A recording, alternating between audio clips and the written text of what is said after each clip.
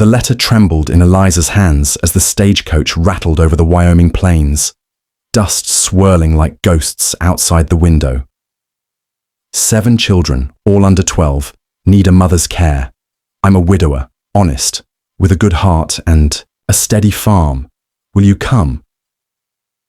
The words, penned in careful script, had crossed an ocean to find her in London's smog-choked alleys.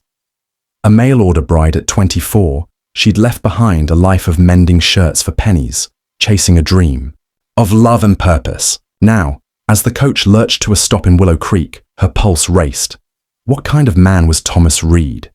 Would he see her plain features, mousy hair, freckled nose, and still offer a smile? The driver, a grizzled man with tobacco-stained teeth, swung open the door. "Miss Eliza Moore, this is your stop." She stepped onto the cracked earth, clutching her single valise, its leather worn thin. The town was a scatter of clapboard buildings, under a sky so vast it stole her breath. A crowd of curious faces peered from the general store's porch, but no man stepped forward with outstretched hands. Instead, a girl, no older than 10, darted from the shadows, her braid bouncing, dress patched at the knees.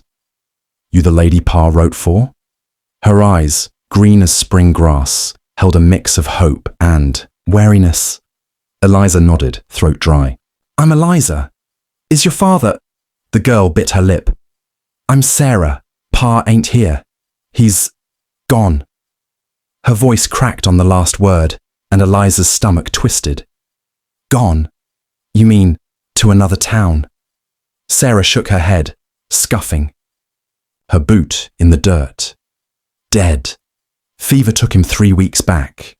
We got no one now except you." She gestured behind her, and Eliza's gaze followed. 6 more children emerged, a ragged line of wide eyes and tangled hair. The smallest, a boy, with a thumb in his mouth, clung to a girl who looked barely old enough to carry him. 7 orphans, staring at the stranger their father had promised would save them. Eliza's knees buckled, but she caught herself on the coach's frame. No husband, no farm, just children, alone in a frontier town that chewed up the weak. Her savings, enough for the passage, were gone. She could board the next coach east, back to London's drudgery. No one would blame her, but Sarah's gaze pinned her, raw and pleading, and something in Eliza stirred, a quiet resolve she hadn't known she possessed. "Sarah," she said, voice steadying, "take me to your home." The cabin was a mile out, a low structure of logs and mud, its chimney crooked. Inside, it smelled of stale porridge and unwashed clothes. A single room held 2 sagging mattresses, a splintered table, and a hearth with cold ashes. The children trailed in, watching as Eliza set her valise. Down on the table, their names came in hesitant whispers. Sarah, 10. Hannah, 10. Sarah's twin with a cough that rattled her thin frame. Caleb, 12, all elbows and sullen glances. Ruth, 8, with a scar across her cheek from a fall. Twins, 6, freckled, and identical save for one's missing finger. And Joseph, 3, silent but for soft whimpers. Their clothes were smudged, their cheeks gaunt. A sack of meal and a jar of molasses sat in the pantry shelf. Barely enough for a week. Eliza's mind raced. She'd never mothered anyone. She'd been an only child, raised by a grandmother who'd valued thrift over tenderness. Yet these children needed more than food. They needed someone to stay. "Who's hungry?" she asked, forcing cheer. Joseph's thumb paused in his mouth. Sarah's brows lifted. "There's not much," Caleb muttered, arms crossed. "Then we'll make do." Eliza rolled up her sleeves, her hands moving before her fear could catch up.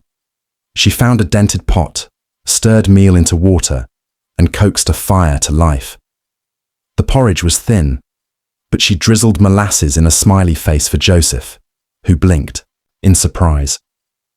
As they ate, she asked about their father. Thomas, they said, had been kind but broken since their ma died 2 years back. He'd sung hymns off-key, taught Caleb to whittle, and promised Eliza would bring light to their home again. He said you'd love us, Ruth whispered, voice small. Do you?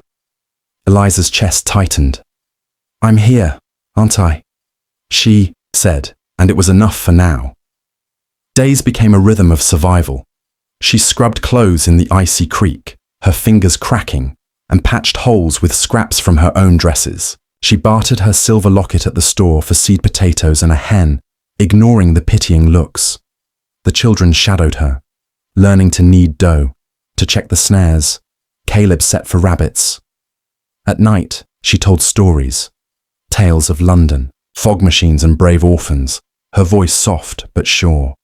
Hannah's cough eased with steam and honey from a neighbor's hive. Joseph began to speak, calling her Liza in a shy lisp, but Willow Creek whispered. A man named Jed Clampett, a rancher with a hard jaw and harder fists, owned half the land. He'd been after Thomas's claim, a fertile strip by the creek, and now he saw his chance. One evening he rode up, his horse snorting steam in the twilight. His eyes raked over Eliza, lingering too long. Miss Moore, he said, hat-tipped, but voice like a blade. This ain't no place for a lone woman. Them kids'll drag you down. Sell me the claim, fair price, and I'll see you safe back east. Eliza stood on the porch, Sarah at her side. This is our home. We're staying. Jed's smile didn't reach his eyes. We'll see. He spurred off, leaving dust and dread. Winter bit hard. A wolf took their hen. The roof leaked, and Eliza's boots split at the seams. Caleb grew reckless, sneaking off to hunt alone, his anger a shield for his grief.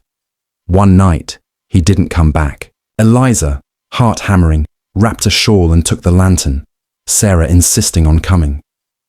They found him by the creek, ankle caught in a root, shivering but alive. As they dragged him home, Caleb sobbed, I gotta be the man now. You're enough as you, Eliza said fiercely, and he clung to her. Spring brought hope. The potatoes sprouted, and Eliza traded eggs from a cow she'd bought with her last hairpin. The children laughed again, chasing fireflies. Sarah braided Ruth's hair, mimicking Eliza's neat bun. But Jed returned, his offer now a threat. Sell, or I'll take it legal. You got no claim without a man's name. Eliza's jaw set. She'd found Thomas's deed, tattered but clear, naming the children as heirs. She marched to the county clerk, a nervous man in Jed's pocket, and demanded a hearing. The town gathered, murmurs rising as Eliza stood, plain dress mended, her voice unwavering. She spoke of Thomas's dream, of children who deserved a home, of a woman who'd crossed a sea to keep them whole. Sarah squeezed her hand, and even Caleb's eyes shone. The clerk, shamed by a stranger's fire, upheld the deed. Jed's face twisted, but he slunk away. The crowd clapped, and an old farmer's wife pressed a quilt into Eliza's arms. You're one of us now. Years blurred by. The farm bloomed, wheat, corn, a orchard, apple orchard. Sarah became a teacher, Hannah a midwife with her steady hands. Caleb carved furniture, his temper gentled. Ruth and the twins ran the store, their chatter filling Main Street. Joseph, now tall, studied law, his quiet strength like Eliza's. They called her Ma, though she'd borne none, her hair greying but eyes bright. One evening, as fireflies danced, Sarah sat with Eliza on the porch. Pa said you'd love us. He was right. Eliza's throat thickened. I came for him. I stayed for you. The stars wheeled above, and Eliza knew she'd found her purpose, not in a husband's arms, but in 7 hearts that had claimed her own.